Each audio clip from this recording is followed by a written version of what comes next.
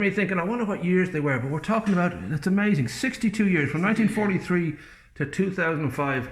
The patron saint of barbers and Greystones, the great Frank Clarke, plied his trade. I was talking to his wonderful nephew, Jack, who took that picture, and he said towards the end he had the nickname Van Gogh because people would come out with bits of ear missing and all. Just as he'd maybe lose the skill would go a little bit.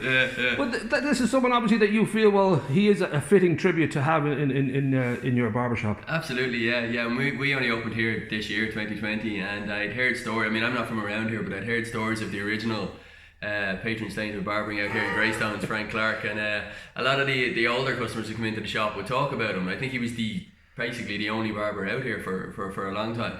And seeing as we wanted to emulate that kind of style, that kind of old-fashioned, old-school type barbershop, we just thought it'd be a nice tribute to put a picture of Frank up there. Plus the image itself just looks fantastic, you know. Well, that's the great Jack Clarke. We'll link to his other photographs, and he promised me he has another photograph he wants to send of Frank looking over his sign, just the top half of his head peeping out, which is a sight many people will be familiar with. We should also just give a quick shout out to, I only found out recently of a man called Josie. I think it's Josie Finnegan, but he's certainly part of the Finnegan family.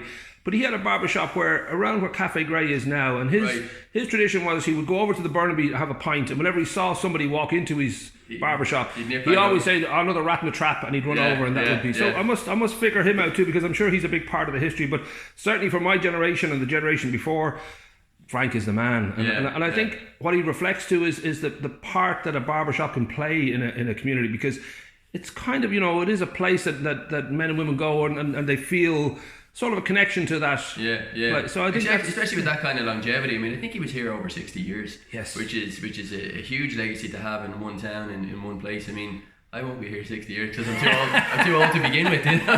But if I could even get a taste of that, the idea, he was obviously a fairly integral part of the community as well. I mean, any of the customers that come in, if you mention, especially the older guys, if you mention Frank Clarke, they know exactly who you're talking about, which is fantastic, you know. Well, it's a social club, I think, aspect to certain types of business. And as Mrs. Mooney would have that hold on a family, and certainly for children, that was almost a second home or another part of their life.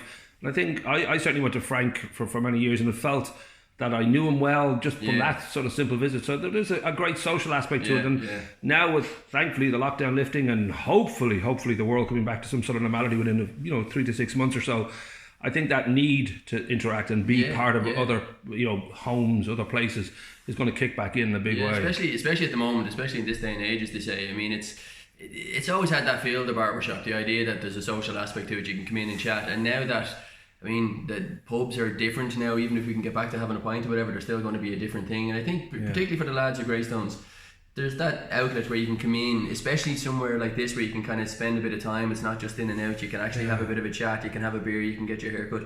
And obviously it's about the haircut, but it's also about, there's a place that you feel, there's a community, you always need a locality and a community that you can come, you can kind of meet people, you can kind of chill out a little bit, even if it's only to take a half an hour out of your day, you know. It's a big part of what the barbershop is, you know. And you're well known, you have a few tins usually lying around somewhere if somebody's thirsty. I don't know where you keep them, but that's all part of it, you know. Well, that's only to detract from the haircut. Well, listen, it's a lovely tribute, and I think people will be chuffed to know that he's here, and I think his memory is deep for many people, and the fact that it'll go on further still because of yourselves is beautiful. So nice one. Fantastic. Thanks very much. Cheers. That's great.